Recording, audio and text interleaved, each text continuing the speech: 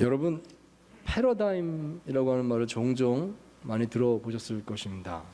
미국의 토마스 쿤이라고 하는 과학 철학자가 1960년대에 처음 제시한 개념이라고 하는데요. 이제는 두루 퍼져서 많은 사람들이 아주 일반적으로 쓰는 말이 되었습니다.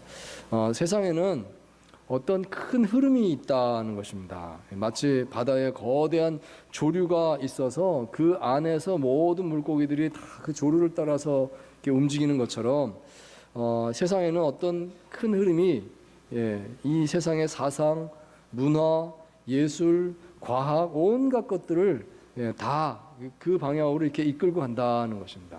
어떤 그런 큰 움직임이 있다. 그것을 패러다임이라고 부른다는 것입니다. 그런데 그 패러다임이라는 것이 바뀔 때가 있습니다. 한동안 계속 어떤 패러다임이 지속되다가 어느 순간에 특별한 계기가 있을 때 새로운 패러다임이 일어나게 되고 기존 패러다임은 약해지게 됩니다. 자, 그것을 패러다임 쉬프트라고 말을 하는데요. 자, 그러면 언제 그런 패러다임 쉬프트가 일어날까요? 기존의 패러다임으로는 설명할 수 없는 일들이 너무 많아졌을 때, 또는 역사적으로 모두의 생각을 뒤바꿀 만한 어떤 큰 사건이 일어났을 때라고 말하겠습니다. 그때 바뀐다는 것입니다. 예를 들면 1차, 2차 세계대전이 났을 때, 그때 사람들은 깨닫게 됐습니다. 인간의 이성이라고 하는 것도 한계가 있구나. 절망을 하게 된 것입니다. 그러면서 점차로 포스트 모더니즘이 이제 퍼지게 되었습니다. 이 모더니즘은 인간의 이성을 중요시 여기는 세상이었다고 하면 포스트 모더니즘은 현상을 중요시 여긴다. 이렇게 말을 합니다. 자, 또한 지난 2020년부터 우리가 다 이미 느꼈다시피 3년 동안 코로나 팬데믹이 있었던 시기였는데요. 그때 정말 이런 일이 처음 있었지 않습니까? 온 세계적으로 팬데믹이 있었다. 이건 우리 인류 역사상 처음 있는 일이었습니다. 그래서 그때 이런 말이 있었습니다. 세계가 크게 바뀔 것입니다.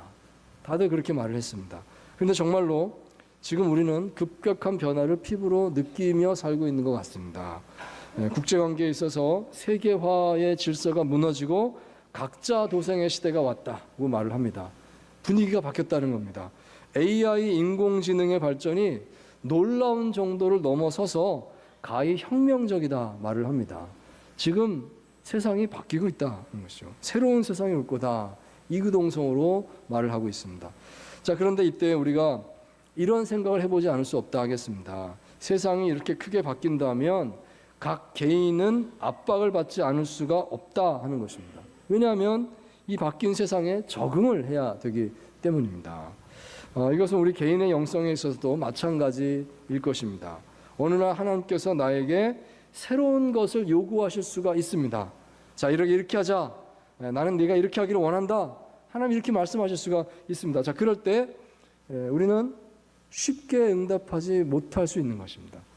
하나님, 저는 한 번도 그렇게 생각해 본 적이 없는데요. 나에게 그것은 정말 어려운 일입니다. 그런 마음 들지 않겠습니까? 자, 그럴 때 우리는 어떻게 해야 할까요? 그럼에도 불구하고 하나님께 순종해야 되지 않겠는가요? 자, 그러므로 이 시간에 우리가 잠시 이 생각을 해보면 좋겠습니다. 하나님께서 어느 날 나에게 쉽게 받아들이기 힘든 새로운 명령을 주신다고 하면 나는 어떻게 응답할까요? 오늘 본문 말씀에 요나 이야기가 바로 그런 점에서 우리에게 교훈을 준다 하겠습니다. 우리는 요나를 조금 더 이해하는 관점에서 보면 좋겠습니다. 분명히 요나는 하나님께 불순종한 사람이었습니다. 하나님께서 요나에게 니느웨로 가서 임박한 심판을 경고하라 라고 말씀을 하셨는데 요나는 반대 방향으로 갔습니다. 반대 방향으로 가는 배를 타고 그냥 무작정 떠나간 겁니다. 이것은 분명히 하나님께 반항하는 것이었습니다. 자, 그렇지만 우리가 이 요나의 입장에서 더 생각을 해보면 이 요나에게는 하나님의 명령이 너무나도 새로운 패러다임이었겠다는 것입니다. 이 하나님의 명령이 너무나 요나에게는 어려운 것이었습니다. 이 죄악이 관영한 이방인들에게 하나님께서 회개의 기회를 주신다. 이건 상상하지도 못했던 그런 사건이었던 것입니다. 아니, 왜 하나님께서 우리를 그렇게 괴롭혔던 그 잔인한 니느웨 사람들을 걱정해 주시는 것인가요? 하나님 우리를 걱정해 주셔야죠. 왜 그들을 걱정해 주십니까? 요나에게는 이것이 받아들일 수 없는 사실이었습니다. 요나의 패러다임 안에서는 그들은 심판받아 마땅한 사람들이었습니다. 근데 거기 가서 회개를 선포하라니요. 하나님 어떻게 이런 명령을 내게 주실 수가 있단 말입니까? 도저히 요나는 받아들일 수가 없었다는 것이죠. 자, 하지만 여기서 우리가 눈여겨볼 사실은 하나님께서 요나에게 결코 화를 내지 않으신 것입니다. 하나님께서는 요나에게 뭐라고 하지 않으셨어요. 오히려 자상하게 하나님께서는 요나를 하나하나 설득해 가시는 과정을 보여주고 있습니다. 여러분, 이 하나님이 바로 오늘 우리의 하나님이심을 생각하시기 바랍니다. 자, 어떻게 우리가 이 하나님의 새로운 패러다임의 명령을 수용할 수가 있을까요? 함께 본문을 보며 우리가 그 하나님의 인도하심을 따르기 원합니다. 자, 첫째로 우리 삶의 주변 상황 속에 들어있는 하나님의 메시지를 들으시기 바랍니다. 하나님께서 계속 말씀해 주고 있습니다. 우리가 그것을 캐치할 수 있어야 되겠습니다. 자, 요나서 1장 봅니다. 1장 4절에서 6절까지의 말씀입니다. 같이 읽겠습니다. 시작. 여호와께서 큰 바람을 바다 위에 내리심에 바다 가운데 큰 폭풍이 일어나 배가 거의 깨지게 된지라. 사공들이 두려워하여 각각 자기의 신을 부르고 또 배를 가볍게 하려고 그 가운데 물건들을 바다에 던지니라. 그러나 요나는 배 밑층에 내려가서 누워 깊이 잠이 든지라. 선장이 그에게 가서 이르되 자는 자여 어찌하느냐 일어나서 네 하나님께 구하라. 혹시 하나님이 우리를 생각하사 망하지 아니하게 하시리라 하니라. 아멘. 자, 여기 이 상황 속에서 우리는 요나를 찾아오시는 하나님의 손길을 발견하기 원합니다. 비록 불순종하고 다시스로 도망가고 있는 요나였지만 하나님께서는 요나의 주변 상황을 조정하셔서 요나에게 메시지를 주고 계십니다. 먼저 하나님께서 폭풍을 보내셨습니다. 이 폭풍이 얼마나 강했던지 배가 깨질 정도였다라고 기록을 하고 있죠.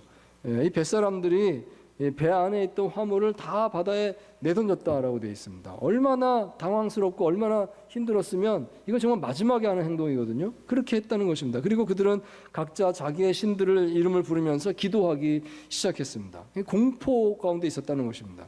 자, 이때에 요나는 분명히 하나님의 부르심을 느꼈을 것입니다. 아, 하나님께서 지금 나를 부르시는구나 알았을 것입니다. 그렇지만 요나는 이렇게 했습니다. 배 밑창으로 내려가서 잠을 청했다는 것입니다. 즉 그는 하나님께 반항을 한 것입니다. 하나님 아무리 나를 부르셔도요 나는 니느웨 갈 마음 없습니다. 그렇게 하십시오. 그러니까 배 밑으로 들어가서 잠을 자는 겁니다. 자, 그러자 하나님께서 다시 또 다른 방법으로 요나를 찾아가십니다. 그 배의 선장이 무슨 이유에선지 그 바쁜 와중에 배 밑창에 가서 누워있는 요나를 찾아왔습니다. 그리고 와서 말을 하기를 자는 자여 어찌하느냐 일어나서 내 하나님께 구하라 이렇게 말을 했다는 것입니다. 여러분, 이 말은 비록 이방인 선장이 하는 말이지만 요나에게는 하나님의 말씀으로 들렸을 것입니다. 자는 자여, 요나가 지금 영적으로 잠을 자는 상태 아니겠습니까? 일어나서 너희 하나님께 기도하라 그랬습니다. 요나는 지금 하나님께 회개 기도를 해야 되는데 지금 회개 기도하라고 촉구하고 있는 것입니다. 하나님께서 이방인 선장의 입을 빌어서 요나에게 지금 메시지를 주고 계시는구나 이걸 알 수가 있습니다. 자, 그러함에도 요나는 제대로 응답하지 않았다는 것입니다. 자, 그러자 이제 제비를 뽑는 사건이 일어나게 되는데 요나가 뽑힙니다. 요나 알았겠죠. 아, 하나님께서 나를 지목하고 있구나 알았을 것입니다. 그래서 말을 합니다. 내가 하나님의 선지자인데 지금 하나님의 뜻을 거역하고 도망가고 있는 중에 있습니다. 이런 말을 했던 것입니다. 그러자 배 안에 있었던 다른 모든 사람들이 이구동성으로 말하기를 내가 어떻게 그럴 수 있느냐 요나를 책망하는 것입니다. 이것도 역시 하나님께서 요나 들으라고 하는 말인 것이죠. 네가 선지자로서 어떻게 그럴 수 있느냐. 자, 그리고 1장 13절 말씀입니다. 1장 13절을 다시 한번 같이 읽도록 하겠습니다. 시작. 그러나 그 사람들이 힘써 노를 저어 배를 육지로 돌리고자 하다가 바다가 그들을 향하여 점점 더 흉용함으로 능히 못한지라. 아멘. 자, 이런 사건이 있었다는 것입니다. 요나가 말을 했습니다. 이 해결 방법은 나를 들어서 바다에 던지십시오. 이렇게 말을 했던 것이죠. 그러자 사람들은 요나를 들어서 당장 바다에 던지는 것이 아니라 이렇게 했다는 것이죠. 먼저 배를 그 머리를 육지로 돌리고자 노를 저어서 애써서 그런 노력을 했다는 것입니다. 여러분, 이게 도대체 무슨 뜻일까요? 그렇습니다. 그 배에 타고 있었던 그 사람들은요, 끝까지 요나를 좀 살려보고자 마지막까지 최선을 다했다는 것입니다. 어떻게 사람을 함부로 바다에 던질 수 있나? 귀한 생명을. 그럴 수 없지. 혹시 이 배의 뱃머리를 육지 쪽으로 돌리면 하나님께서 보시고, 그래, 너희가 요나를 육지로 데려가려는구나, 어여삐 여기사 우리를 살려주지 않을까, 그런 마음이었던 것 같아요. 그래서 폭풍이 치고 엄청나게 고생하는데도 거기서 그냥 억지로 노를 저어서 뱃머리를 육지 쪽으로 돌리려고 노력했다 하는 것입니다. 결국에는 폭풍이 너무 심해서 실패했습니다. 그렇지만 이 배 안에서 노를 젓고 있는 이 선원들의 모습이 요나와 대조를 이루고 있는 것입니다.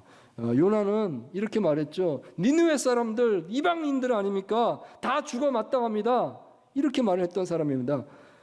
하지만 여기 이 배에 타고 있는 다른 이방인들은 요나 한 사람의 생명을 구하기 위해서 이 한 사람의 생명이 얼마나 귀합니까? 끝까지 살려보겠습니다라고 노력하고 있는 것입니다. 그게 노젓는 그들의 모습인 것이죠.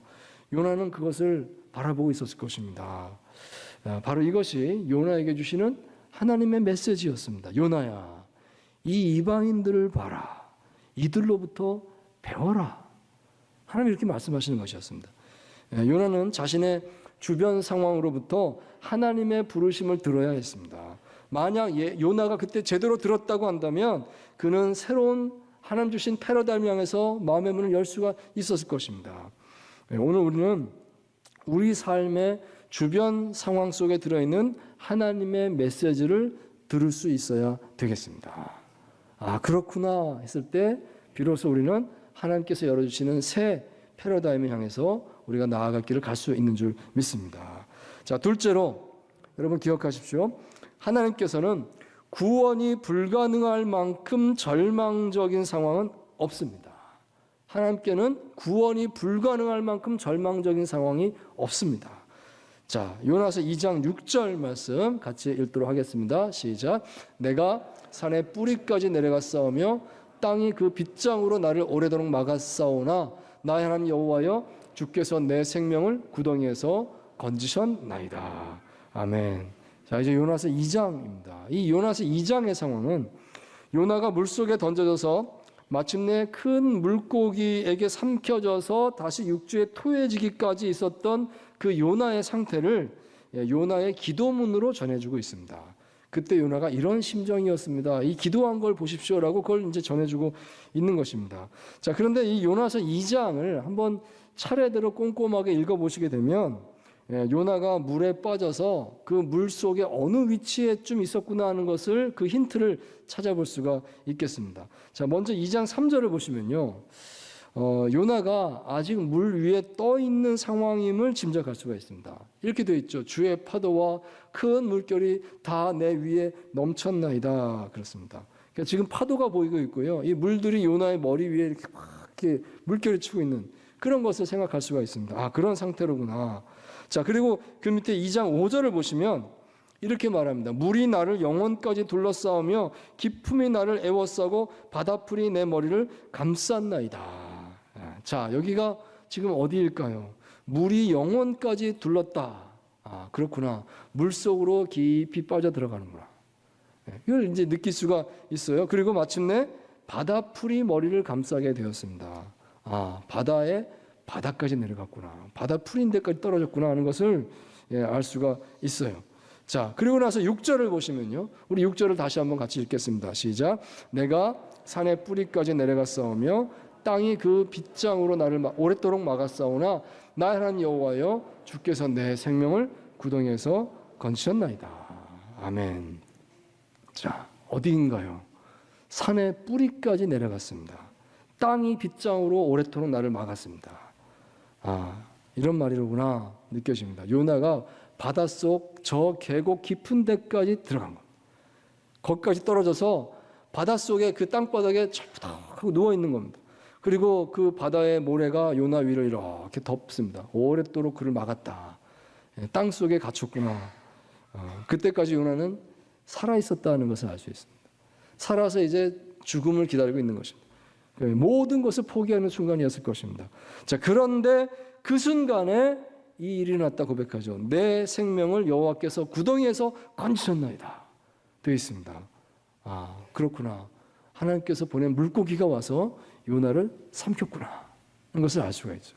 물고기가 요나를 삼킨 자리는 바닷속 땅바닥이었습니다. 거기서 물고기가 요나를 삼킨 것입니다. 자, 여기서 우리는 이런 교훈을 말할 수 있겠습니다. 하나님께서는 가장 깊은 절망의 밑바닥에 누워있는 요나를 건지셨습니다. 이 말은 하나님께서 우리를 구원하지 못하실 최악의 상황은 없다는 말씀입니다. 그 어떤 절망적인 상황 가운데 있을지라도 하나님께서 구원하지 못할 만큼의 그런 상황은 없습니다. 바로 이 모습이 오늘 우리가 새로운 패러다임을 용기 있게 받아들일 수 있는 힘을 준다 하겠습니다. 하나님께는 최악의 상황이란 없는 줄 믿습니다. 잘못되면 어떻게 해요? 다 망하면 어떻게 해요? 여러분 걱정하지 마십시오. 이것이 참으로 하나님께서 주신 것이라고 하면 반드시 하나님의 구원의 능력이 함께 하실 줄 믿습니다. 자, 세 번째로 또 여러분 이것을 기억하십시오. 하나님께는 구원이 불가능할 만큼 절망적인 사람은 없습니다. 하나님께 구원이 불가능할 만큼 절망적인 사람은 없습니다. 자, 요나서 3장입니다. 3장 5절과 6절 말씀 같이 읽겠습니다. 시작. 니느웨 사람들이 하나님을 믿고 금식을 선포하고 높고 낮은 자를 막론하고 굵은 베옷을 입은지라. 그 일이 니느웨 왕에게 들림에 왕이 보좌에서 일어나 왕복을 벗고 굵은 베옷을 입고 제 위에 앉으니라. 아멘. 자, 드디어 요나가 물고기에게 삼켜졌다가 다시 육지에 토해지게 되었고 결국 그는 니느웨에 와서 복음을 전하게 되었습니다. 하나님께서 처음 명령하셨던 그 명령을 수행하게 된 것입니다. 물론 요나는 본문에 보시면 충분히 열심히 하지 않은 것 같습니다. 시키니까 어쩔 수 없이 그만큼만 딱 했어요. 그런데 놀랍게도 니느웨 사람들의 반응이 폭발적이었다는 것입니다. 요나는 그걸 보면서 깜짝 놀랐을 것입니다. 요나의 메시지를 들은 그 니느웨 사람들 안에서 엄청난 회개 운동이 일어났습니다. 자발적으로 그들은 다 금식을 하기 시작했고 굵은 베옷을 입었습니다. 하나님 앞에서 회개한다는 그런 표현인 것입니다. 그 소식을 뒤늦게 들은 왕이 그 죄를 뒤집어쓰고 같이 통곡합니다. 그러면서 온 나라 안에 금식령을 선포하고 있습니다. 사람들은 다 금식해야 된다 뿐만 아니라 짐승들도 금식해야 된다. 먹는 것만이 아니라 물도 마시지 마라. 이렇게 나라에 그 명령이 선포되고 있는 것을 봅니다. 그러면서 왕이 이렇게 말하죠. 혹시 하나님께서 우리의 회개하는 모습을 보시고 재앙을 멈춰 주시지 않겠는가 말을 하는 게 나옵니다. 여러분, 이 니느웨 사람들의 이 회개는 정말 이례적인 사건이었습니다. 니느웨는 우리가 잘 아는 아수르 제국의 수도였습니다. 이 아수르 사람들입니다. 이 아수르 사람들은 그 당시에 잔인하기로 유명한 사람들이었습니다. 그들이 이 아수르 제국이 강대했을 때 주변 나라들을 막 가서 점령을 하는데요. 그 피정복민들을 괴롭히는 것이 상상을 초월하는 행동들을 했습니다. 산채로 사람의 피부를 벗긴다든지 손목을 자른다든지 뭐 입술을 뜯어내는 이런 고문들을 했다는 것이죠. 그리고 피정민들을 다시는 일어나지 못하게 완전히 싹을 자르겠다는 뜻에서 다 흩어서 먼 곳으로 강제 이주 정책을 펼쳤습니다. 그래서 북이스라엘이 그 이방인들이 들어와서 사마리아가 되고 이렇게 됐다는 것이 이게 다 전부 아수르 사람들이 그렇게 한 것이죠. 그만큼 아수르 사람들은 피도 눈물도 없는 잔인한 사람들이었다는 것입니다. 자, 그랬던 그 니느웨 사람들이 금식하면서 하나님 앞에 회개 기도를 드리는 것입니다. 그런 사람들이 하나님께 회개를 합니다. 이것은 틀림없이 하나님께서 그들에게 회개의 마음을 주셨다 하겠습니다. 자, 그런데 더 놀라운 사실은 그런 니느웨 사람들의 회개를 하나님께서 받아주시는 사건입니다. 3장 10절을 보시면 하나님께서 뜻을 돌이키사 니느웨 사람들을 용서하셨다고 기록을 하고 있습니다. 자, 여러분, 이 장면에서 우리는 하나님의 무한하신 자비를 확인한다 하겠습니다. 세상에 구원받지 못할 만큼 악한 사람은 아무도 없는 줄 믿습니다. 하나님 앞에서 구원이 불가능할 만큼 절망적인 사람은 아무도 없습니다. 모든 사람, 그 누구라도 어떤 죄인이라도 회개하면 하나님은 받아주십니다. 그것을 여기 보여주고 있다는 것입니다. 그러므로 우리는 또한 이렇게 말할 수 있습니다. 이것이 바로 새로운 패러다임의 도전을 감당할 수 있게 하는 힘이 될 것입니다. 하나님 안에서 극복하지 못할 상황은 없고 하나님 안에서 감당하지 못할 사람은 없습니다. 그렇다면 하나님께서 내게 맡겨주신 사람이라고 하면 마땅히 우리는 하나님께 순종하는 마음으로 용납해야 될 줄 믿습니다. 하나님께서 내게 주셨으니 나는 감당하겠습니다. 할 수 있는 줄 믿습니다. 이 믿음이 우리에게 새로운 패러다임을 향한 용기를 가지게 해줄 것입니다. 자, 네 번째로 우리 한 가지만 더 생각하겠습니다. 하나님의 새 패러다임의 도전 앞에 응답하십시오. 하나님의 새 패러다임의 도전 앞에 결단하십시오. 자, 이제 요나서 4장을 함께 보겠습니다. 9절에서 11절까지 말씀 우리 다시 한번 같이 읽도록 하겠습니다. 시작. 하나님이 요나에게 이르시되 내가 이 박농쿨로 말미암아 성내는 것이 어찌 옳으냐 하시니 그가 대답하되 내가 성내어 죽기까지 할지라도 옳으니이다 하니라. 여호와께서 이르시되 내가 수고도 아니하였고 재배도 아니하였고 하룻밤에 났다가 하룻밤에 말라버린 이 박농쿨을 아꼈거든. 하물며 이 큰 성 니느웨에는 좌우를 분별하지 못하는 자가 12만여 명이요 가축도 많이 있나니 내가 어찌 아끼지 아니하겠느냐 하시니라. 아멘.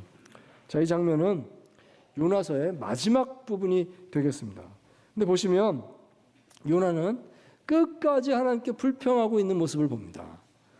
그는 아직도 하나님께서 그 악한 니느웨 사람들을 향한 심판을 철회하셨다는 그 사실을 못마땅해 하고 있습니다. 그래서 그는 성읍 동쪽 언덕 위에 앉아서 그 뜨거운 태양이 내려쬐는 그 가운데서 니느웨가 다시 멸망하게 되기를 바라는 마음으로 이 성읍을 내려다보고 있습니다. 이것은 마치 하나님께 시위를 하는 것 같습니다. 하나님이 이기나 내가 이기나 봅시다. 저 사람들 틀림없이 다시 타락할 것이고 하나님 다시 멸망시키게 될 겁니다. 나는 그렇게 믿습니다. 뭐 이러면서 거기서 버티고 앉아 있는 겁니다. 그 뜨거운 태양빛 아래서. 자, 그러자 하나님께서 요나에게 이렇게 하셨습니다. 한 사람 한 사람 소중히 여기시고 그를 사랑하시고 어떻게든 살리려고 애쓰시는 분이 하나님이십니다. 하나님이 이런 모습을 보여주고 있지 않습니까? 여러분, 이것이 하나님의 본심인 줄 믿습니다. 이러한 하나님의 마음을 요나는 이해하지 못했다는 것입니다. 왜냐하면 요나가 지금껏 가지고 있었던 그 패러다임 안에서는 용납이 되지 않았기 때문입니다. 하나님이 이러실 수가 없다. 하나님, 내가 알고 있는 하나님은 이런 하나님이 아니다.